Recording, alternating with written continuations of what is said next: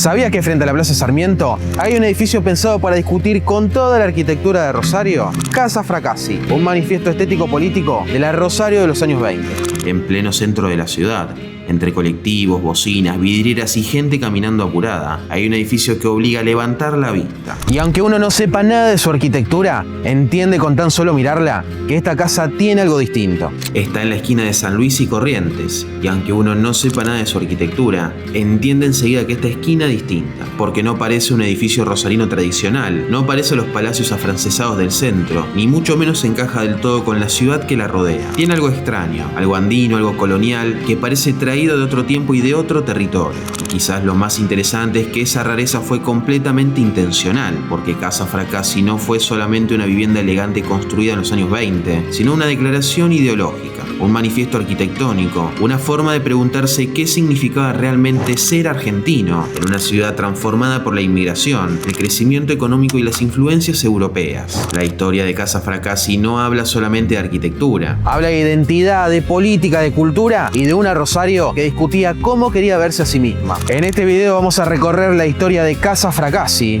uno de los edificios más particulares de Rosario, construido entre 1925 y 1927 por el arquitecto Ángel Guido. Vamos a entender por qué esta obra rompió completamente con el estilo dominante de la época, cómo se relaciona con los debates sobre identidad nacional que atravesaban la Argentina de comienzos del siglo XX, y por qué puede pensarse como una especie de manifiesto estético-político construido en plena ciudad. Pero también vamos a hablar de algo más amplio, de la Rosario de los años 20, del crecimiento urbano acelerado, de la inmigración masiva, de los debates sobre qué era lo argentino, y del momento en que algunos artistas e intelectuales empezaron a preguntarse si el país debía seguir copiando modelos europeos o construir una identidad cultural propia. Porque Casa Fracassi no apareció aislada, sino que apareció en una ciudad que estaba cambiando demasiado rápido. Y Ángel Guido quiso responder a ese cambio desde la arquitectura.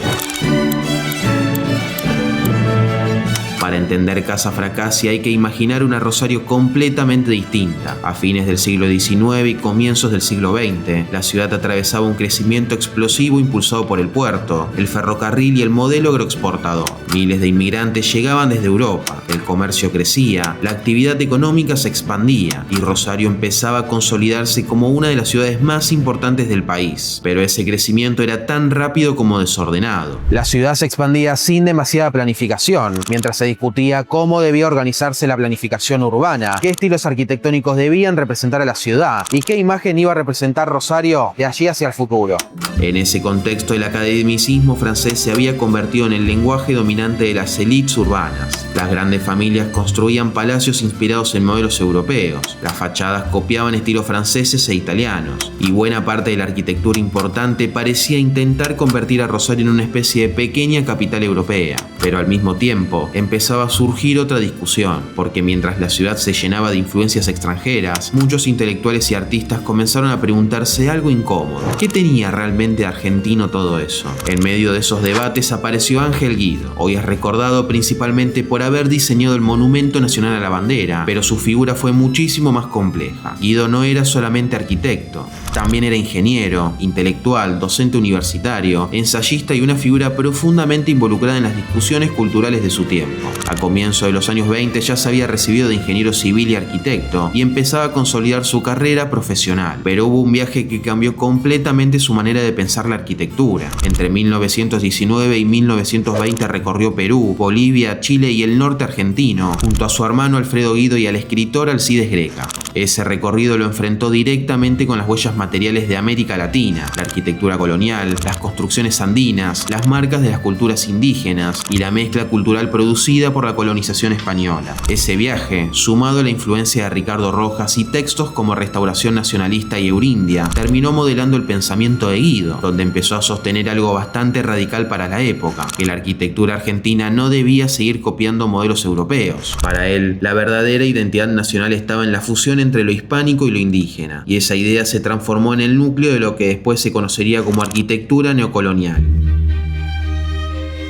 Fue en ese contexto que el médico y pionero en la neurocirugía argentina, Teodoro Fracassi, y Sara Avalle encargaron a Ángel Guido la construcción de un edificio frente a la Plaza Sarmiento. El proyecto tenía una lógica bastante moderna para la época: combinar vivienda familiar, departamentos y locales comerciales dentro de una misma obra. La planta baja estaría destinada a comercios. El primer piso tendría departamentos para los hijos de la familia, uno para cada uno, y el último nivel funcionaría como residencia principal. Pero Guido transformó ese encargo en algo mucho más ambicioso. Porque mientras varios arquitectos tal vez habrían hecho otro edificio afrancesado, Ángel Guido decidió hacer todo lo contrario. Casa Fracassi sería una ruptura estética en pleno centro rosarino. El edificio fue pensado alrededor de una gran ochava inspirada en retablos arequipeños. Incorporó tejas coloniales, volúmenes de piedra gris, vasijas andinas, ornamentos americanos y referencias permanentes a la arquitectura colonial latinoamericana. Todo eso en una ciudad donde el academicismo europeo seguía dominando completamente el paisaje urbano. Y ahí aparecía algo muy interesante. Casa Fracassi no buscaba pasar desapercibida, buscaba interpelar. Era una obra diseñada para discutir con la ciudad que la rodeaba, como si Guido hubiese querido insertar en pleno centro rosarino una pregunta incómoda: ¿por qué seguimos construyendo como europeos si vivimos en América Latina? Lo más interesante de Casa Fracassi es que no puede separarse del clima cultural y político de la época, porque durante las primeras décadas del siglo XX existía una enorme preocupación por definir qué era la identidad nacional argentina. La inmigración masiva había transformado profundamente las ciudades, las costumbres cambiaban, los idiomas se mezclaban, y muchos sectores intelectuales creían necesario construir símbolos culturales capaces de nacionalizar a la población.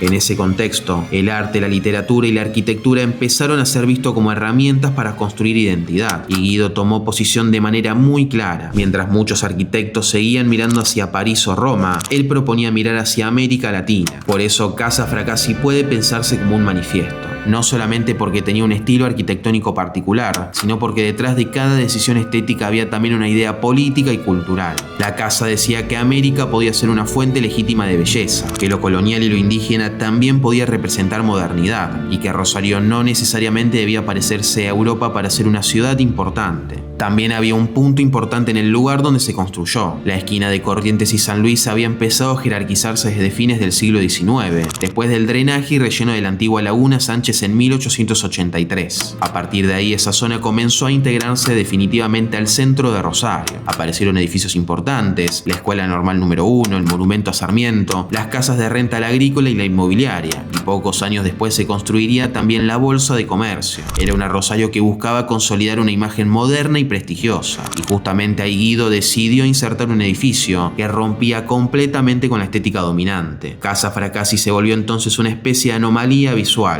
un edificio imposible de ignorar, una obra que todavía hoy, casi 100 años después, sigue obligando a levantar la vista. Y quizá una de las preguntas más sorprendentes sea cómo logró sobrevivir Casa Fracassi a un contexto donde Rosario demolió una buena parte de su patrimonio arquitectónico. Porque Rosario perdió innumerables edificios históricos durante el siglo XX. Sin embargo, Casa Fracassi logró mantenerse en pie. Parte de esa conservación se explica porque el edificio nunca dejó de estar vinculado a la familia. Después de la muerte de Teodoro y Sara Fracassi, la casa siguió siendo habitada por sus descendientes durante décadas. Más adelante también aparecieron iniciativas destinadas a preservar el inmueble y abrirlo a la ciudadanía. Hoy funciona el Museo Casa Fracassi, que organiza recorridos guiados y visitas virtuales para mostrar no solamente el edificio, sino también el mobiliario y la historia de la familia. El edificio continúa teniendo vida. En la planta baja funciona el Palacio de la Oportunidad. Uno de los departamentos es utilizado por el estudio Casa Jorget, otro mantiene uso residencial, y en el último piso funciona el Centro Cultural Madre Plaza 25 de Mayo. Es decir, Casa Fracassi sigue siendo un espacio habitado. No quedó congelado como una pieza muerta del pasado, lo que ayudó a que sobreviviera en el tiempo. Tal vez lo más interesante de Casa Fracassi sea que la pregunta que intentaba instalar sigue completamente vigente, porque cuando miramos el edificio hoy, en realidad seguimos discutiendo lo mismo que discutía Ángel Guido hace 100 años. ¿Qué es lo propio? ¿Qué vale la pena conservar? ¿Qué relación tenemos con nuestra historia? ¿Y cómo construimos identidad en ciudades atravesadas constantemente por influencias externas? Casa Fracassi sigue acá, porque todavía logra incomodar un poco. Porque rompe la monotonía del centro, porque no termina de encajar del todo, porque parece recordarle permanentemente a Rosario que existe otra manera de pensar la ciudad y la cultura, y tal vez por eso también sobrevivió, no solamente porque fue preservada, sino porque todavía tiene algo para decir. En medio del ruido del centro rosarino, Casa Fracassi sigue levantándose como hace casi 100 años, extraña, imponente y profundamente distinta. E inclusive podemos decir que su verdadero valor no está solamente en la arquitectura, sino en todo lo que representa, porque esa esquina guarda mucho más que una casa elegante. Guarda un debate sobre la identidad, sobre cultura, sobre patrimonio y sobre la necesidad de preguntarnos qué cosas hacen que una ciudad siga siendo ella misma. Y tal vez por eso Ángel Guido logró algo muy raro, que un edificio construido en los años 20 siga haciéndonos preguntas en pleno presente. ¿Conocías Casa Fracassi y su historia? Te leemos en comentarios. Y si te gustaría seguir ahondando más sobre la historia de nuestra ciudad, suscríbete a Rosario por Conocer.